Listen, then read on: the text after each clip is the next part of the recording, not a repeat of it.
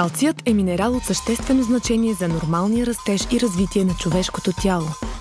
Той не само помага за запазване здравината на костите и зъбите, но също така поддържа нервната система, регулира кръвното налягане, участва в процеса на съкращаване на мускулите и помага при зарастването на раните.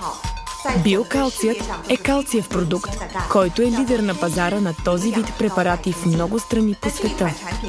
Този продукт има няколко особени характеристики. Първата е високото съдържание на калций.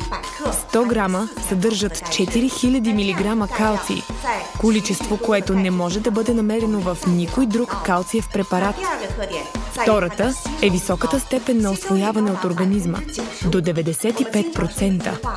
Ние често казваме, че едно е колко калций приемаме с храната, друго нещо е колко калций усвоява организмът ни. Така че качеството на калциевия продукт се определя от степента му на усвояване.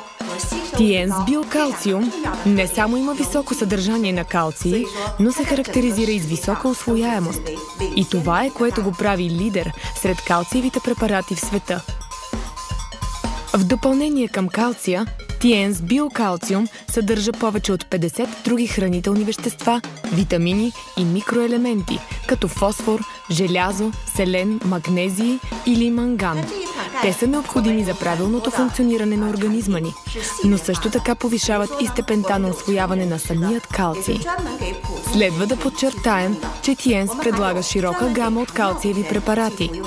Ние имаме калций за възрастни или калций за обща употреба. Имаме специален калций за диабетици, калций за малки деца и деца в училищна възраст. За възрастни хора и за хората, които полагат задълбочен интелектуален труд, както и специален биокалций с лецитин, който подпомага дейността на мозъка.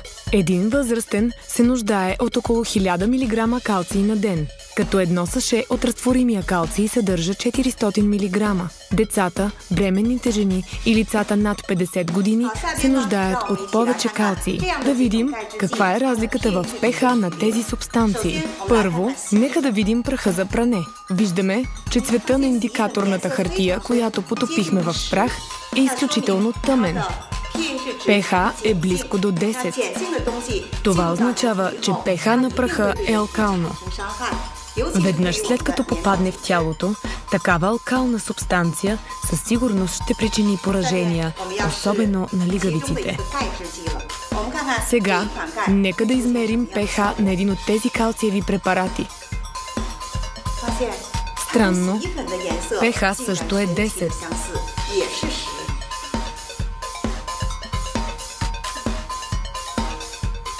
Ако бъде приеман за дълго време, този тип калций може да причини огромни щети и да унищожи стомашната или чревната лигавица.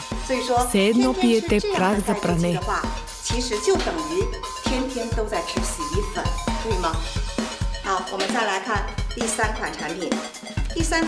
Нека сега да разгледаме третият продукт. Можем да видим, че pH е около 4, киселинно. Ако бъдат прилагани за по-дълъг период от време, киселинните вещества могат да причинят стомашна хиперкиселинност, стомашни и чревни разстройства. Продължителният прием на този вид продукт може да причини връщане на стомашно съдържимо в хранопровода. Накрая ще проверим pH на биокалция от Тиенс. Нека видим.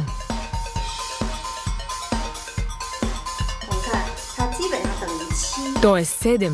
Това означава, че pH на Тиенс биокалций е същото като pH на човешкото тяло. И сега да проверим pH на моето тяло. Ще сложа индикаторна лента в устата си.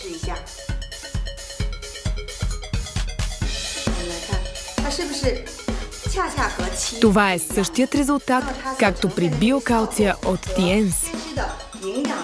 Така че със сигурност, след приемът на този калций, няма да настъпи стомашен дискомфорт. Нещо повече. Продуктът се усвоява бързо и не предизвиква проблеми с храносмилателния тракт.